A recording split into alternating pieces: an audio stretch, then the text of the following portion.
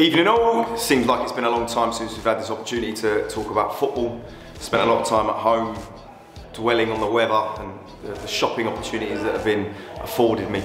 Look, reflecting back on the last game, which seems like an age ago, Potton at home, it was an interesting game of football. We come into it with some confidence and off the back of a good training session, we come into the game feeling ourselves, shall we say. And we were quickly hit with reality in the first 45 when our clearances were rushed and shanked, and Potton were lively down the outside. They looked to play out from the back quite quickly. They wanted to get the ball into the wide areas, and they looked to try and run our wing backs up the pitch. And in fairness to them, in the first half they had some good success at encroaching in on our final third of the pitch. However, didn't cause our goalie too many issues.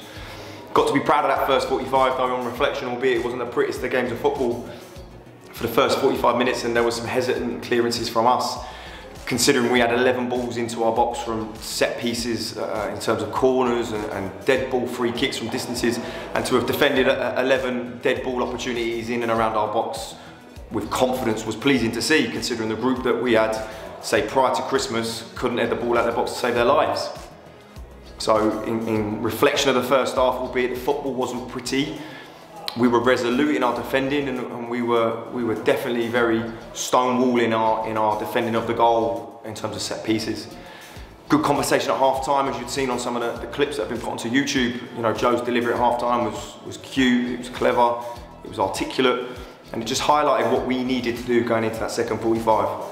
And as we know, the group always bounces back off the word of the manager. There's strong belief in him, and the boys showed that second 45. We looked much more comfortable. The early goal was nice, you know, it's one off the training ground, you know, in terms of the goalie lifting the ball into certain areas, but Harry Beaumont's arrival to volley the ball into the bottom corner was a lovely one to celebrate with, I think, 30 seconds into the second half, which just definitely settled us, and maybe it put Potton on the back foot ever so slightly after, you know, they had such a strong first half.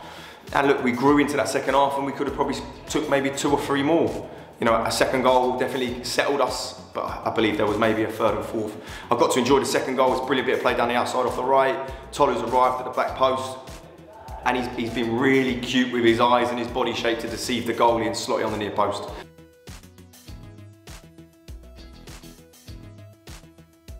And we look ahead quite quickly. Where do we go this weekend? Away to Potton. We've probably had 3 or 4 games canned due to various weather concerns and icy Astros and blustery winds. So it's Potton back-to-back for Dunstable Town this weekend, and we look forward to going there. We had some tasty fixtures over their place last year, first game of the season. 1 or 2 of their fans took a dislike to 1 or 2 of our ethnic players, and it resulted in beer being chucked. That hasn't been forgotten. That definitely hasn't been forgotten, because I question people when they feel it's appropriate to abuse individual players and, you know, you utilise their cup of beer as a tool against someone. So that hasn't been forgotten, and that will definitely, in our performance and in our attitude when we arrive at their place, it will be clear we're there to do a job, and we're there to do it with personality and character, which we have in abundance, whether that's as a management team or as a playing staff. This group has definitely started to turn a corner, and that's not easy to do when you work in football. When you've got a group of players that are struggling for results and down in the dumps, you've got to have strong character, and you've got to have a staffing body that are comfortable when things are difficult, that don't show stress and emotion when things are difficult in a playing body. It's easy to whinge and moan about things go against you and playing staff aren't doing what they're told and it's all everyone else's fault, but when you've got the ability to self-reflect, be honest with yourself and accountable for one another, you can really start to find the solutions and the answers to turning a group round. You know, there has been 1 or 2 new additions in that time, but it's not wholesale changes. It's about trusting the group of players that you got and managing those individuals in the right way. So looking forward to going over to Potton. You know, another win would be delightful for the Dunstable Town faithful that will be travelling with us. But ultimately, we've got to go in there and give a performance that's valued for 90 minutes. Because in fairness to Potton, the first 45, they delivered a dominant performance, albeit I'd argue we had the better chances in that first 45 in terms of the transitions towards their goal. It required us to defend for quite long periods in that first 45. Second half, we showed our strengths and dominated. So it'd be intriguing to see how this game unfolds, but ultimately, as the Dunstable Town faithful, we're going there to gain 3 points and and really start to push up the table, as it were.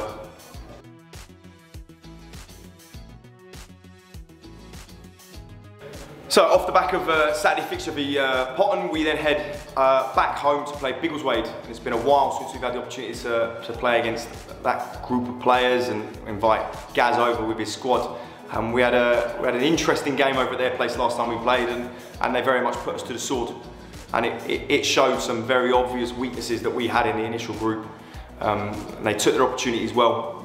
When we played them in that first fixture, we couldn't defend in wide areas. Our fullbacks struggled massively to stop opposition wingers getting shots off and placing the ball into the goal. It was too easy that the way that they scored their goals. Albeit in the second half, going down to 10 men for a dubious red card for Luke Dunstan, who is still out injured and someone that we miss dearly. We put a little race on towards the end to try and turn the fixture in our favour and gain a draw. And unfortunately we come close, but we didn't do enough on the day. And it was a humbling experience. We enjoyed the humility that the fans showed us, but that's part of football. Sometimes you've got to take the hits, but very much engage and enjoy the opportunity to return the favour.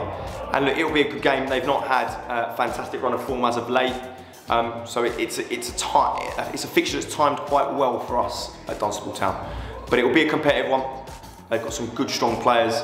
And they've had a recent departure of one of their attacking players who's had the opportunity to go back to Paraguay on a pro, which is fantastic news for someone like him and the league and you know, the club at Biggleswade. So congratulations to him, and probably nicely done considering they're coming here this coming Tuesday.